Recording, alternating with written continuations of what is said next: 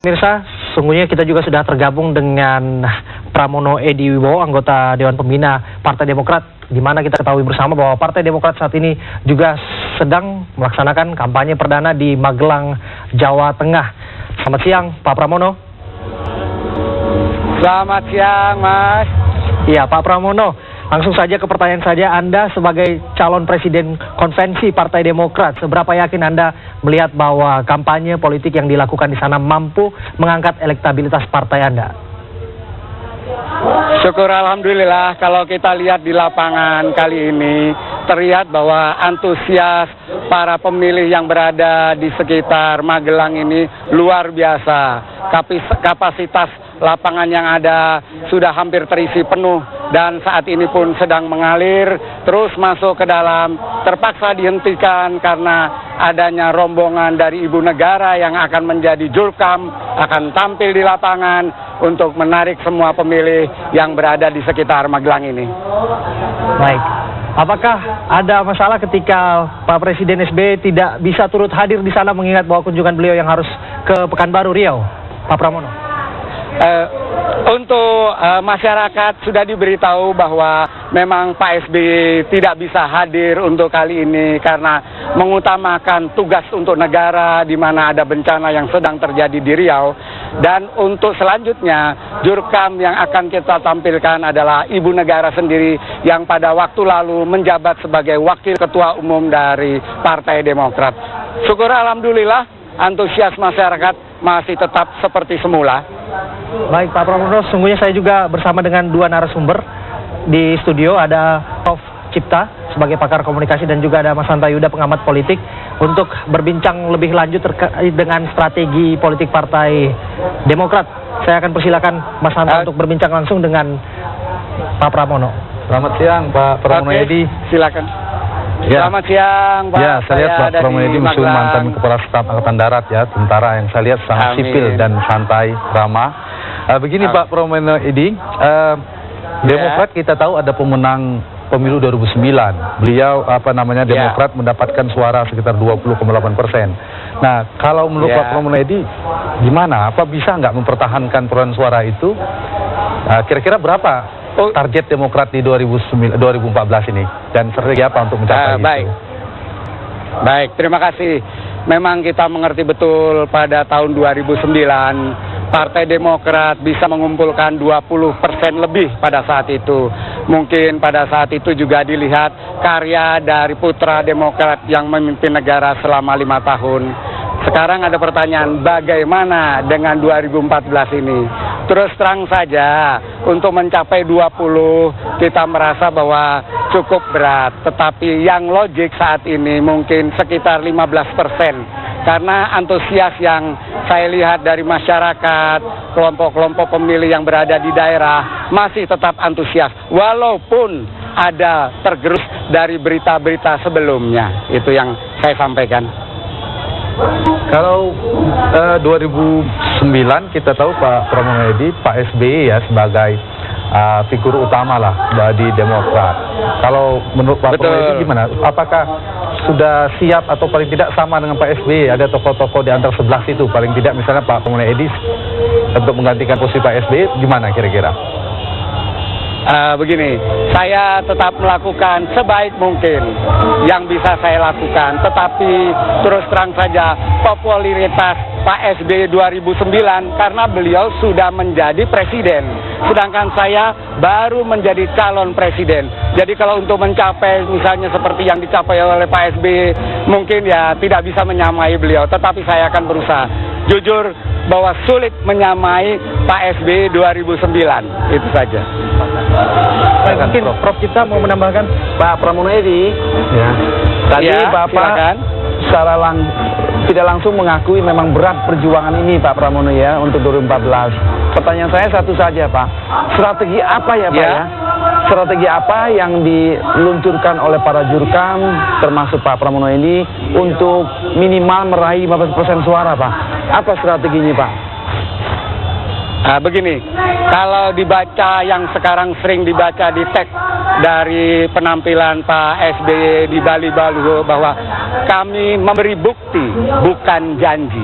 Artinya bahwa dalam kepemimpinan Pak SBY pada saat beliau ingin naik menjadi presiden, ada beberapa harapan-harapan yang ingin diwujudkan.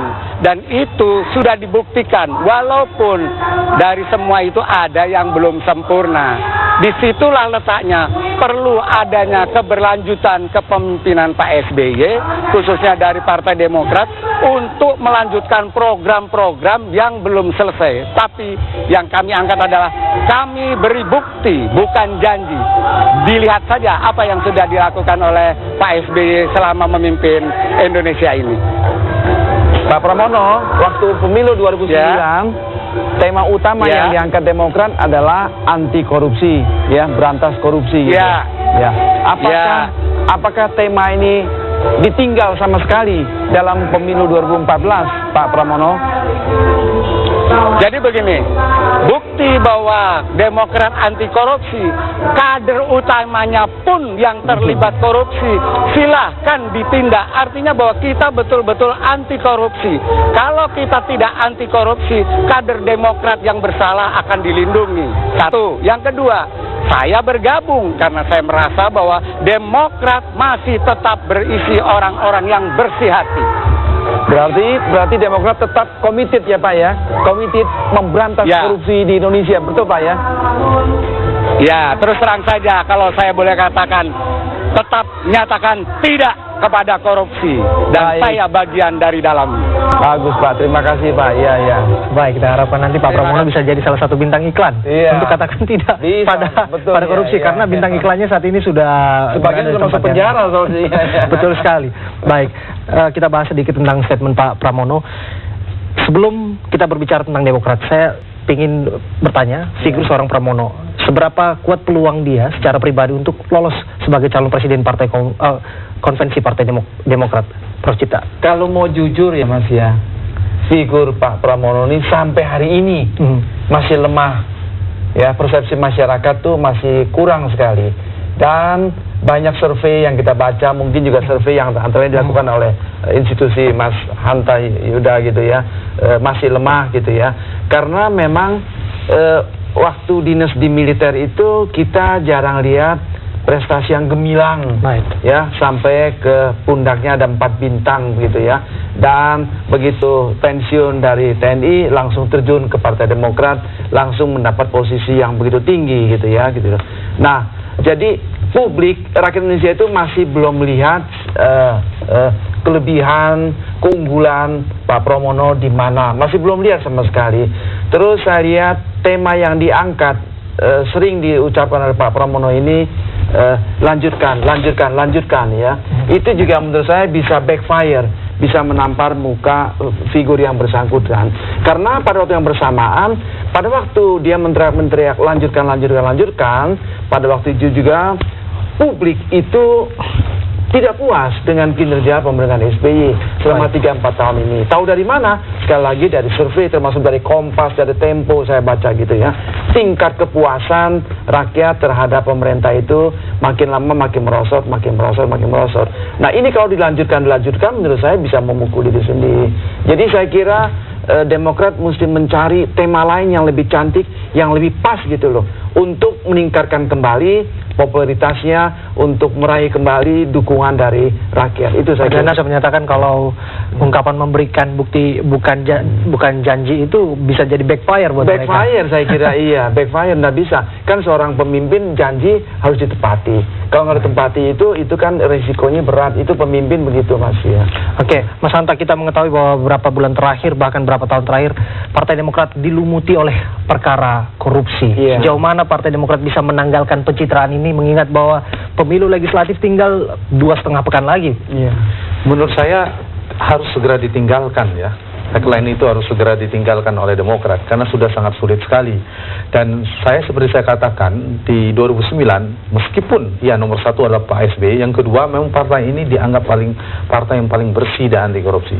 Nah, Cuma yang digeser kan kita bukti bukan janji. Itu artinya kembali ke variabel yang lain. Sama di antara tiga tadi, yaitu tentang kinerja pemerintah. Sayangnya persepsi publik tentang kepuasan terhadap kinerja pemerintah juga tidak begitu baik, tidak meningkat, katakan begitu, bahkan cenderung trennya turun.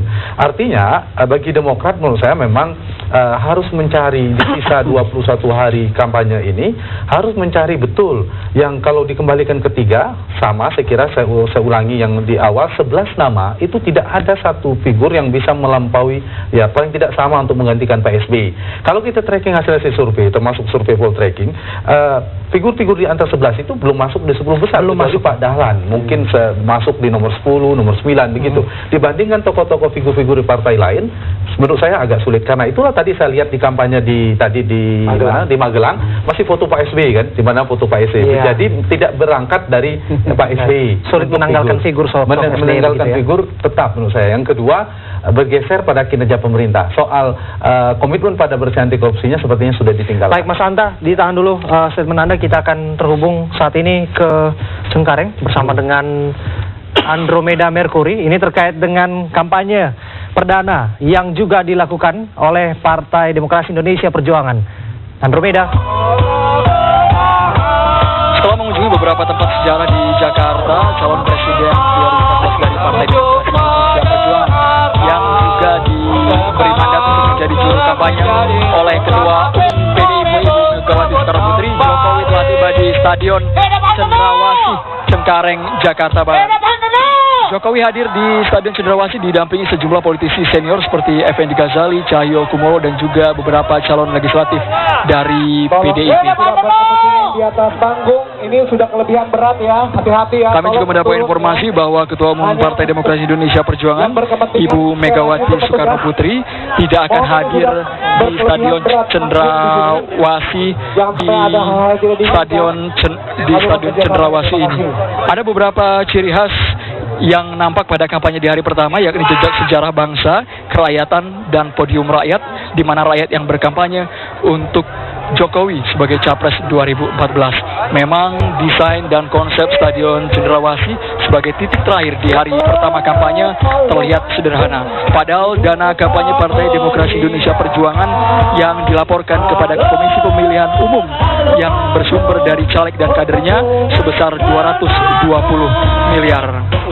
Sebelumnya kampanye terbuka di hari pertama ini, Jokowi yang menjadi capres sekaligus salah satu juru kamnas berlangsung dengan santai dan spontan, keluar dari rumah dinas dengan mengenakan pakaian kemeja putih, lalu dilanjutkan mengunjungi beberapa tempat seperti dimulai dari Jalan Teguh Umar yang merupakan pahlawan Aceh dan diakhiri di Gedung Cendrawasih ini. Museum Ahmad Nasution, Museum Kebangkitan Nasional, dan Museum Budi Utomo juga menjadi salah satu tujuan dari kunjungan juru kampanye Partai Demokrasi Indonesia Perjuangan. Sesaat lagi Jokowi sebagai juru kampanye akan memberikan sambutannya di depan sekitar 5.000 massa kampanye yang dihadirkan langsung di Stadion Cendrawasih. 5.000 massa ini berasal dari Jabodetabek dan juga dari Kepulauan Seribu. Dari sisi keamanan, dari tim Satgas PDIP dan juga kepolisian juga menurunkan sekitar 500 personil. Alasan PDIP mengunjungi beberapa tempat bersejarah karena ini sesuai dengan ciri khas kampanye PDIP setiap tahunnya, yaitu jejak sejarah bangsa dan juga PDIP yang mengikuti dinamika sejarah. Kita ikuti bersama Indonesia Raya, lagu yang akan dipimpin langsung oleh Joko Widodo, yakni Indonesia Raya.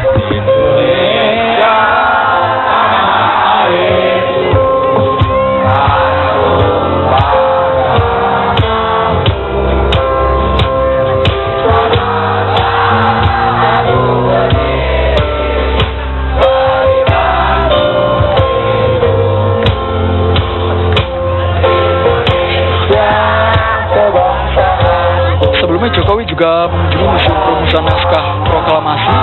Di sana, Pak Jokowi membacakan teks proklamasi dan menyanyikan lagu Maju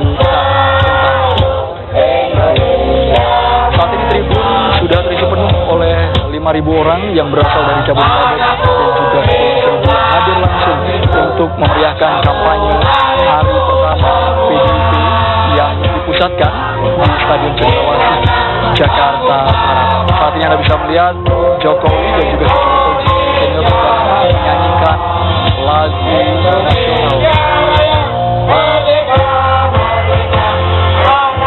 Baik, Andromeda Mercury melaporkan langsung dari Cengkareng, Jakarta Barat terkait dengan kampanye perdana Partai Demokrasi Indonesia Perjuangan, dan kami akan membahas terkait dengan kampanye tersebut.